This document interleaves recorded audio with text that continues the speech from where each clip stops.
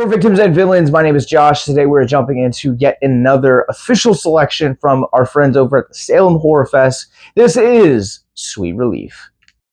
Sweet Relief depicts the story of a small town that undergoes a recent internet phenomenon, and deadly consequences arise in the wake of said phenomenon. Conceptually speaking, Sweet Relief is among some of the scariest films that Salem Horror Fest has offered us this year. Having lived in a small town myself, it demonstrates just how quickly news spreads amongst a small town and how terrifying it can be when everyone knows everyone's business. On the flip side of that, it also exposes how these internet challenges really do expose a lot of ignorance, and as a result can also yield a lot of death. Now, execution-wise, Sweet Relief is a different story. I think in concept, this film is really smart, and some of its execution does deliver in that intelligence, but there is a lot going at a given time.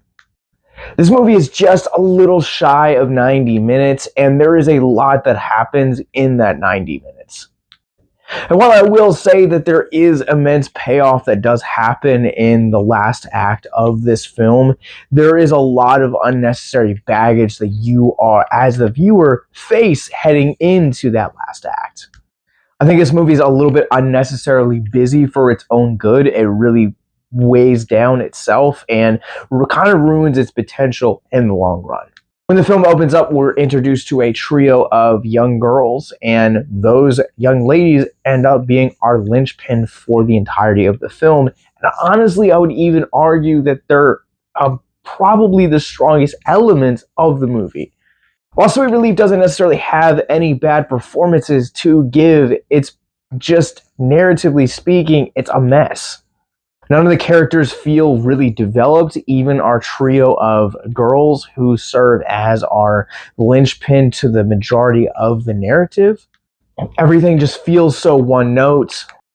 And this is kind of the blessing and the curse of the story, is that as a blessing, it gives off that really claustrophobic feel, really well done in that regards, and it really doubles down on this whole small town mentality, and it is effective in that way. But on the flip side of that, the curse is that it feels like it's trying to do so much and tell so much story within 90 minutes that it just doesn't feel like it's effective in its storytelling. Honestly, I feel like this story and the majority of what they're trying to tell could have benefited from maybe another extra 20 minutes, or maybe even going a different other medium entirely where it would be best suited for a mini-series or a series of short films. I think overall here, this is a really solid concept, and I really liked what they did with it. I just didn't necessarily appreciate what they were able to achieve, or rather not achieve, in those 90 minutes. I think the film does get creative, and it does have bold choices. It does get weird just for weird's sake, but yet it also ties back into the narrative in really smart, intelligent ways. I think overall, I'm just kind of like befuddled by some of the narrative choices that it makes, but also at the same time, like, I feel really split even now. Like, I feel like I can't quite collaborate my thoughts. I guess with that said, I'm ready to run this one through the Rorschach rating scale. I'm going to go ahead and give Sweet Relief a 2.5 out of 5. I think this movie has a lot to offer.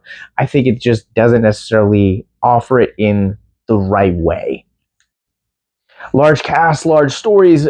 Bigger doesn't always mean better, and honestly, had this film or this story been told in a different medium, I think this rating would have been a little bit higher. But if you guys have gotten a chance to see Sweet Relief on its festival run, what did you guys think about it? Comment below and let me know. But let's talk about mental health. If you guys are new to our content, Mental Health Moment is where we're going to take a theme of mental health out of the film which we're reviewing, talk about it for a few moments in the hopes to deconstruct the stigma surrounding mental health. As I've been saying kind of throughout the course of this video, I think honestly the thing that Sweet Relief does really well is it demonstrates just how easy it is for internet challenges to really catch on, and how easy it is to affect both mental health and physical health as well. So be weary of internet challenges and really understand and kind of or get the grasp on how it is going to affect your mental health. Social media in and of itself affects our mental health, and we don't really even understand how it affects our mental health as much as we think we do. But the internet challenges in and of themselves are something else, an entire beast altogether to understand. Sweet Relief is a cautionary tale about what can happen if we allow internet challenges to affect our mental health. So stay vigilant. If you or someone you know is struggling with suicide, addiction, self-harm, or depression, click the links in the show notes below to check out our mental health resource library.